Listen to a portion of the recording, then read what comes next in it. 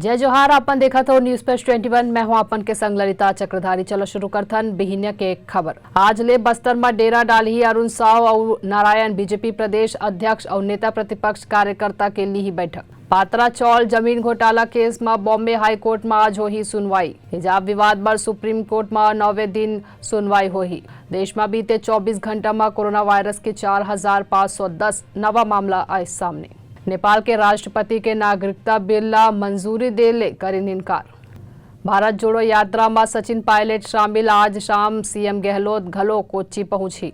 UP विधानसभा के 13 पूर्व सदस्य ला आज सदन में श्रद्धांजलि दी जाही। हॉलीवुड अभिनेत्री एंजेलिना जोली पाकिस्तान में बाढ़ पीड़ित ले करें मुलाकात। IAS शाह फैजल आर्टिकल 370 के खिलाफ सुप्रीम कोर्ट में दायर याचिका ले नाम वापस लिस।